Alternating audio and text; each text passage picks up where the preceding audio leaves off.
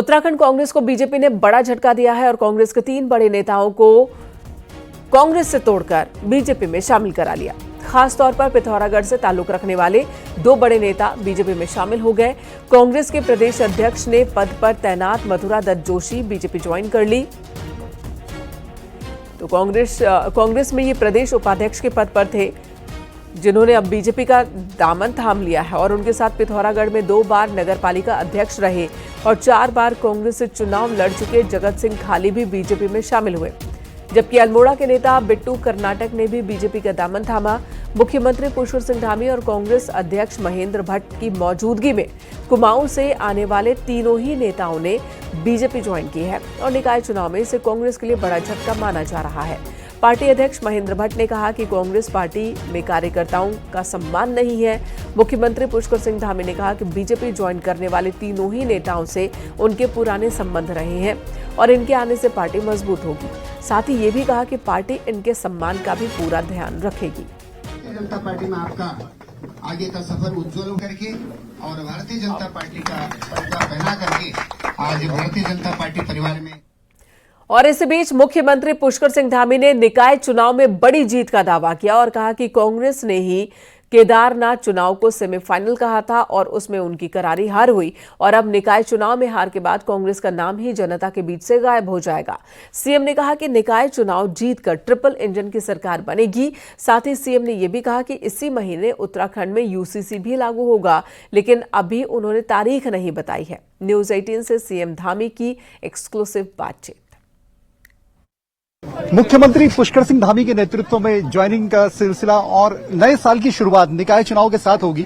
Sir, निकाय चुनाव की शुरुआत होगी और जिस तरह स्थितियां दिख रही हैं, देखिए, देवभूमि उत्तराखंड के लोगों ने हमेशा भारतीय जनता पार्टी को आशीर्वाद दिया है। चाहे लोकसभा के चुनाव हो, आदरणीय प्रधानमंत्री जी को तीसरी बार प्रधानमंत्री बनाना हो, या राज्य के अंदर दूसरी बार भारतीय जनता पार्टी की सरकार बनानी हो, डबल इंजन की सरकार बनानी हो, तो हमेशा भाजपा का उन्होंने आशीर्वाद दिया है, साथ दिया है।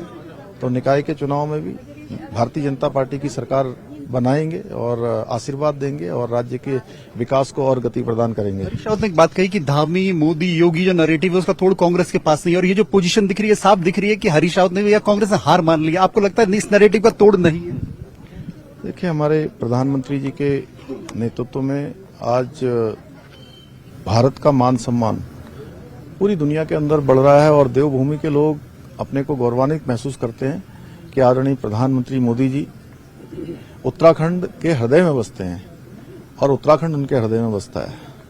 तो निश्चित रूप से देवभूमि के लोग भली भांति जानते हैं कि उनके प्रधानमंत्री बनने के बाद अनेकों काम उत्तराखंड राज्य के लिए हुए हैं, अनेक योजनाएं यहाँ के लिए स्वीकृत हुई हैं। हमारे सीमांत से सीमांत क्षेत्रों का विकास हो रहा है। पहले जो हमारे जैसे हिमालय के राज्य थे, उन राज्यों की अनदेखी की जाती थी, लेकिन आदरणीय प्रधानमंत्री जी ने वाइब्रेंट ब्रेन जैसी योजना लाकर हमारे यहाँ आदि कैलाश जाकर, माणा गांव जाकर सीमांत क्षेत्रों को और उत्तराखंड को पूरे भारत के मुख्य नक्शे पर लाने का, मुख्य पटल पर लाने का काम किया है।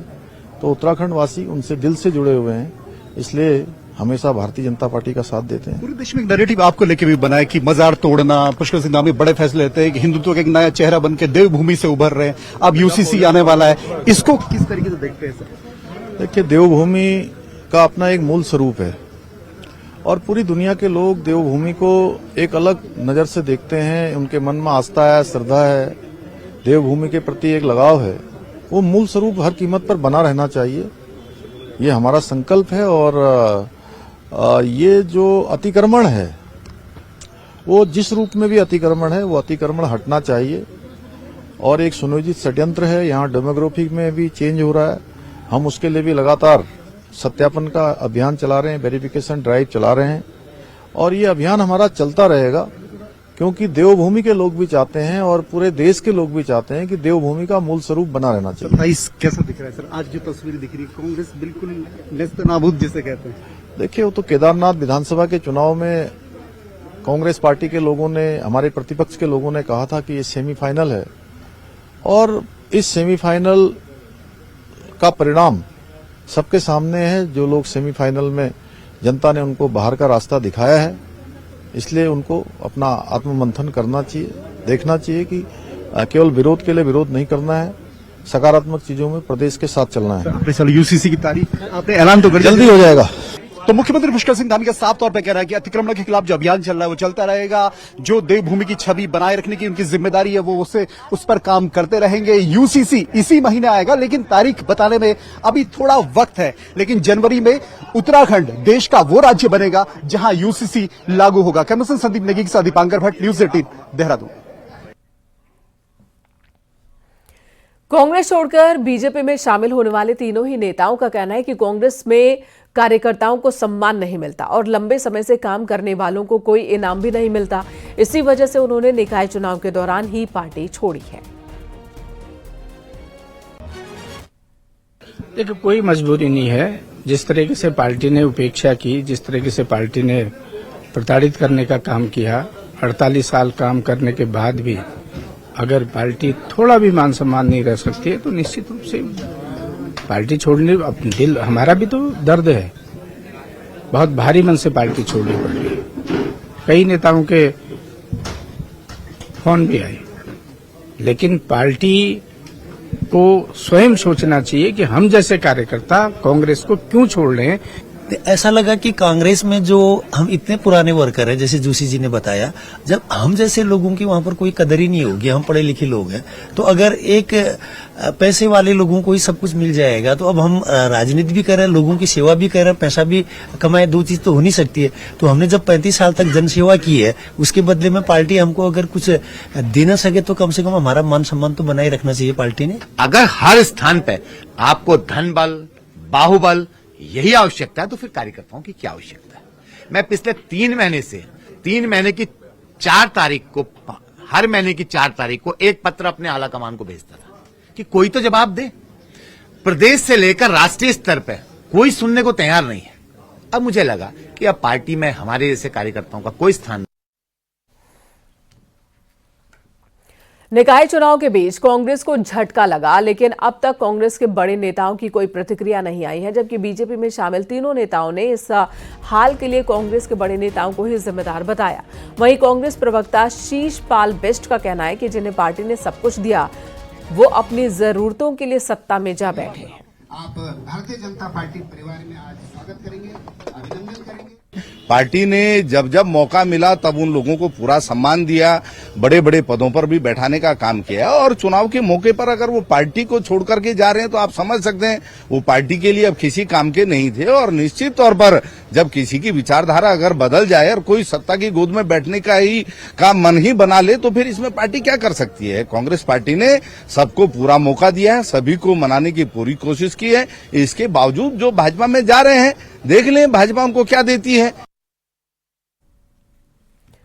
हरिद्वार में नगर निगम चुनाव के लिए प्रचार ने रफ्तार पकड़ ली है। बीजेपी ने प्रचार में ताकत लगा दी है। वहीं बीजेपी नेता लोगों से वोट की अपील कर रहे हैं, घर घर जाकर भी मुलाकात कर रहे हैं। हरिद्वार में आज बीजेपी चुनावी ऑफिस खोलने वाली है।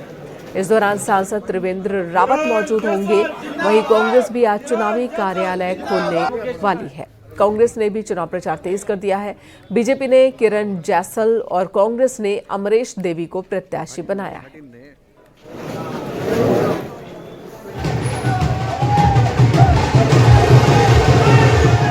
पुलकित शुक्ला हमारे सहयोगी हरिद्वार से हमारे साथ जुड़ चुके हैं। पुलकित, वहां पर किस तरह की तैयारी बीजेपी और कांग्रेस दोनों की ही दिख रही है? दोनों के ही चुनाव कार्यालय का आज उद्घाटन होना है। देखिए, नगर निकाय चुनावों के लिए चुनावी बिसात पूरी तरह से बिछ चुकी है। सभी सीटों पर जो प्रत्याशी है, जो उम्मीदवार है, वो तय हो चुके हैं और उम्मीदवार तय होने के बाद सभी ने नामांकन करने के बाद अपना अपना चुनाव प्रचार भी तेज कर दिया है। चुनाव अभियान के दौरान जो एक महत्वपूर्ण कार्यक्रम होता है, सभी प्रत्याशी अपना अपना चुनावी कार्यालय स्थापित करते हैं।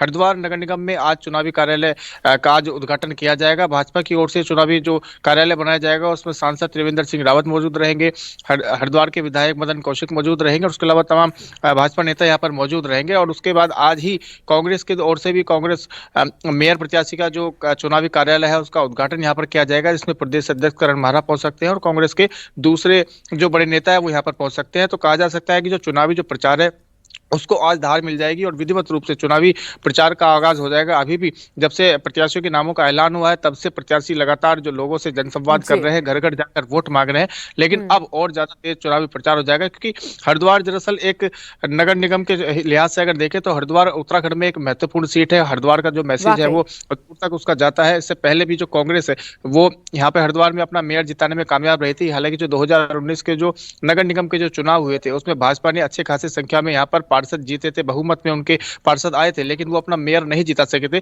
इसलिए इस बार भाजपा पूरी तरह से तैयारी में जुटी हुई है, पूरी तरह से हर तरह से जो है पूरे दमखम उसमें लगा रही है और किसी भी तरह से यहाँ पर अपना मेयर जिताना चाहती है। वहीं कांग्रेस भी पूरी तरह से दमखम लगा रही है। जी पुलके, धन्यवाद इस वक्त पूरी जानकारी देने के लिए। तो हरिद्वार में बीजेपी ने पूरी ताकत लगा दी है अपना मेयर चुनवाने के लिए और जीत मिले मेयर की पद पर बीजेपी कैंडिडेट को, इसकी पूरी कोशिश की जा रही है। कांग्रेस ने भी पूरी ताकत लगा दी है।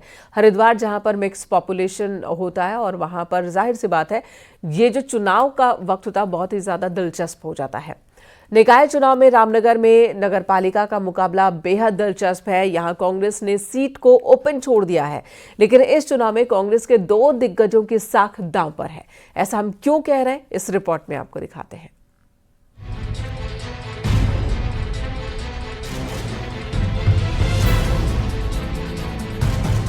निकाय चुनाव में कांग्रेस ने रामनगर से किसी को भी सिंबल नहीं दिया, जिसके चलते इस ओपन सीट से कांग्रेस के सामने बड़ी मुश्किल खड़ी हो गई।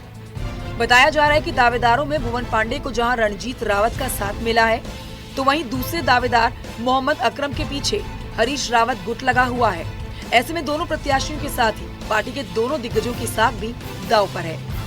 ये राजनीति में हम सब कांग्रेस के वरिष्ठ नेता हरीश रावत जी हैं, मुख्यमंत्री भी रहे। एक बहुत ज्यादा विलक्षणताएं होते हुए कांग्रेस के अंदर और बहुत सामान्य सीट होने पर बहुत दावेदार होने के नाते सीटिंग गेटिंग के फार्मूले को भी ध्यान में रखते हुए, माइनॉरिटी को भी ध्यान में रखते हुए जब ये स्थिति नहीं हुई तो रावत जी ने इस सीट को ओपन कर दिया। हरीश रावत खुद हमेशा रामनगर में निर्दलीय को सपोर्ट करते आए हैं, तो ये तथ्य किसी से छुपा थोड़ी है। इस बार भी रामनगर में कांग्रेस ने जो है सिंबल तो नहीं दिया पार्टी ने, लेकिन जो रामनगर लोकल बॉडी है कांग्रेस की, नगर कांग्रेस है या ब्लॉक कांग्रेस है या जो है मालदन कांग्रेस कमेटी है, तो इन्होंने मिलकर के जो है भुवन पांडे को चुनाव लड़ाने हैं।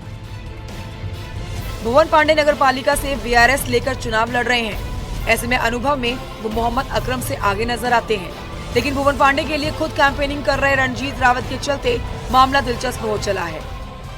मैं बहुत अच्छी लीड दूंगा, बहुत अच्छा लड़ूंगा, जनता मेरे साथ है और तमाम लेबर मजदूर बड़े लोग सब मेरे साथ। जब तुम मेरी काट पे हो तो मुझे तो अपना सहारा चाहिए सियासत में, तो कुदरत ने हरीश रावत जी को मेरे साथ भेज दिया।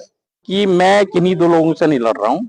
मेरी लड़ाई है रामनगर में अशिक्षा के खिलाफ, मेरी लड़ाई है रामनगर में बदहाल स्वास्थ्य सेवाओं के खिलाफ, मेरी लड़ाई है रामनगर में सामाजिक बुराई जुए के खिलाफ। निकाय चुनाव 2025 के बहाने फिर दोनों दिग्गज आमने सामने दिखाई दे रहे हैं। ऐसे में रामनगर की सीट पर सबकी निगाहें हैं। न्यूज़ 18 के लिए रामनगर से गोविंद पाटनी की रिपोर्ट। केंद्रीय राज्य मंत्री अजय टम्टा ने पिथौरागढ़ में मेयर पद के लिए पार्टी उम्मीदवार के लिए वोट मांगे। केंद्रीय मंत्री ने पिथौरागढ़ सिटी में पैदल घूमकर मतदाताओं से बीजेपी की कल्पना देवलाल को वोट देने की अपील की। इस मौके पर टम्टा ने कहा कि बीजेपी की डबल इंजन की सरकार ने पिथौरागढ़ में हवाई सेवा शुरू करने से लेकर मेडिकल कॉलेज निर्माण का काम किया। इतना ही नहीं, सड़कों को बेहतर करने का काम भी बीजेपी की सरकार कर रही है, जिसका फायदा निकाय चुनाव में पार्टी को जरूर मिलेगा। तो हमारी मातृशक्ति के रूप में कल्पना जी चुनाव मैदान में है और मैं आज ही पहुंचा हूं। जिस प्रकार का माहौल मैंने आज के कार्यक्रम में और उसके बाद लोगों से मिलकर के जो उनका भाव आ रहा है, उससे स्पष्ट हो रहा है कि पिथौरागढ़ की मेयर के चुनाव को हम ऐतिहासिक बहुमत से जीत रहे हैं। हल्द्वानी में कांग्रेस का चुनाव प्रचार अब धीरे धीरे जोर पकड़ने लगा है। कांग्रेस अपनी एकजुटता दिखाकर जनता के बीच जा रही है। नेता प्रतिपक्ष यशपाल आर्य ने कुमाऊं के बड़े नगर निगमों में खुद पार्टी प्रचार की कमान थाम ली है। आर्य ने दावा किया कि कांग्रेस के लिए अच्छा माहौल है, जनता बीजेपी से निकाय का हिसाब मांगने की तैयारी में है। रिपोर्ट कार्ड शून्य है। भाजपा चाहे कितना ही कुछ कह ले, लेकिन जनता ने फैसला कर लिया है, ऐसा मुझे महसूस हो रहा है कि बदलाव का, परिवर्तन का।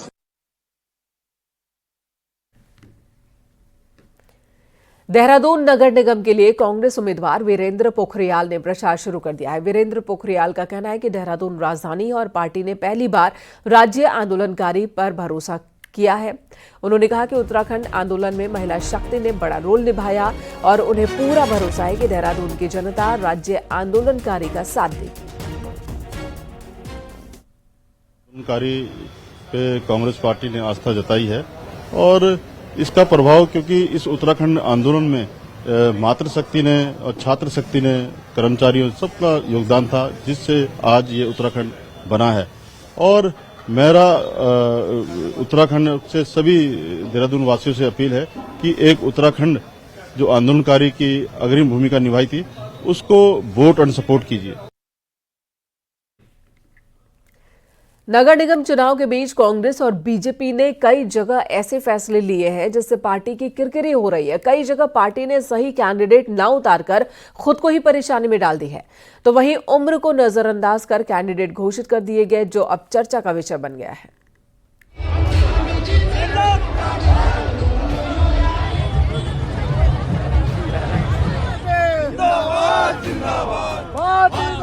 नगर निकाय चुनाव के बीच सभी राजनीतिक दलों में नेताओं के गले पर माला डालने का सिलसिला जारी है, लेकिन ये माला कई जगह पार्टियों के गले नहीं उतर रही। उदाहरण के तौर पर उधम सिंह नगर की नगला नगर पालिका से कांग्रेस ने एक ऐसे कैंडिडेट को मैदान में उतार दिया जिसकी उम्र चेयरमैन चुनाव लड़ने लायक ही नहीं थी। ऐसे में कांग्रेस बिना चुनाव लड़े ही मैदान से बाहर हो गई और अब पार्टी अपने ही नेताओं के निशाने पर है। मेरी पूरी तैयारी होने के बाद मुझे यहाँ का निवासियों का पूर्ण समर्थन मिलने के पश्चात भी मुझे कांग्रेस संगठन ने दरकिनार करते हुए ऐसे व्यक्ति को टिकट दिया जो कांग्रेस से कहीं दूर दूर तक संबंध नहीं रखता था, जिसकी आयु भी है। हालांकि कांग्रेस के नेता इस पर अपनी गलती मान रहे हैं, लेकिन इसके पीछे बीजेपी का खेला बता रहे हैं। इनका आरोप है कि नगला से कांग्रेस के कैंडिडेट का नामांकन खारिज होने के बाद पार्टी ने जिस निर्दलीय प्रत्याशी का समर्थन किया था उसे बीजेपी ने किडनैप कर लिया। राकेश यादव को हमने ओबीसी के नाम पर टिकट देने की बात कही थी, उसके बावजूद जनरल सीट हो गई। उसके बावजूद हमने उसको टिकट का कहा कि ठीक है अब आप चुनाव लड़ लीजिए, पार्टी के ही हैं आप। उसको जब मेरे कार्यालय से हमने उसको समर्थन दिया, अभी बाजार पहुंचा नहीं, उसको उठा कर ले गए। दूसरी तरफ बीजेपी इस मसले पर कांग्रेस के वरिष्ठ नेता और विधायक तिलक राज बेहड़ को ही निशाने पर ले रही है। किच्छा से ही बीजेपी के पूर्व विधायक राजेश शुक्ला ने दावा किया है कि बेहड़ ने अपनी हार होती देख एक कम उम्र के लड़के को प्रत्याशी बना डाला और अब बेवजह की राजनीति कर रहे हैं। प्रत्याशी बनाया और जानबूझकर बनाया, जानते हुए भी कि वह एलिजिबल नहीं है, उसकी एज कम है, ताकि उसका पर्चा टेक्निकल कारणों से खारिज हो जाए और कांग्रेस की इज्जत बच जाए। जाहिर है कि प्रदेश में ये कोई पहला मसला नहीं है। कुमाऊं के सबसे बड़े नगर निगम हल्द्वानी में तो बीजेपी ने पार्षद के स्तर पर एक ऐसे मुस्लिम लड़के को टिकट पकड़ा दिया जिसकी उम्र महज 19 साल थी। ऐसे में सवाल नीचे से लेकर ऊपर तक दोनों दलों पर है। उधम सिंह नगर से न्यूज 18 के लिए शैलेंद्र नेगी की रिपोर्ट।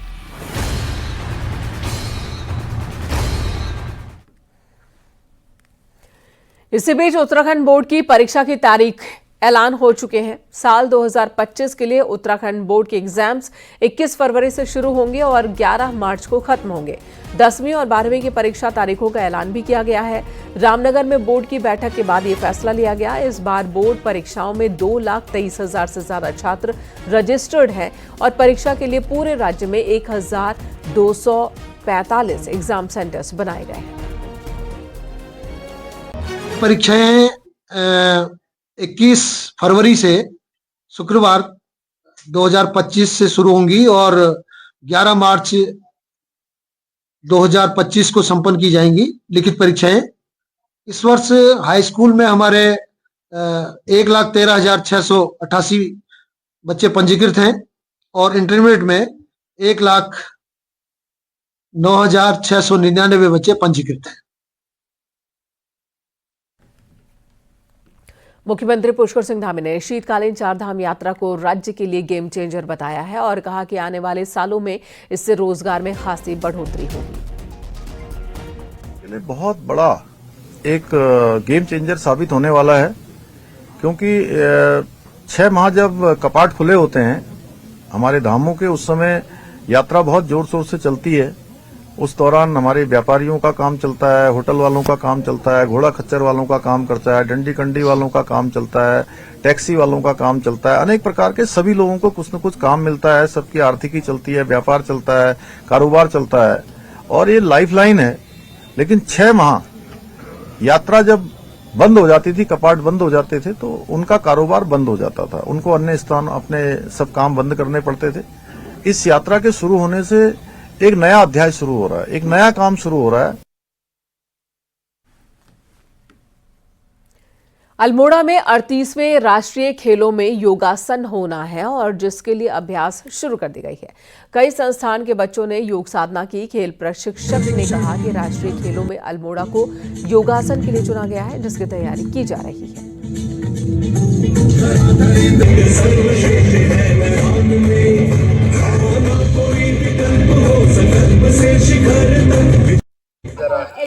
आज 38वें खेल के तहत यहाँ पे योगा का डेमोन्स्ट्रेशन किया गया है और सांस्कृतिक प्रोग्राम किया गया है और कल सोमेश्वर में पांडा सा प्रोग्राम किया जाएगा, जिससे खेल का प्रचार और प्रसार हो और हर खिलाड़ी तक संदेश जाए कि इस बार 38वें राष्ट्रीय खेल उत्तराखंड में होना है।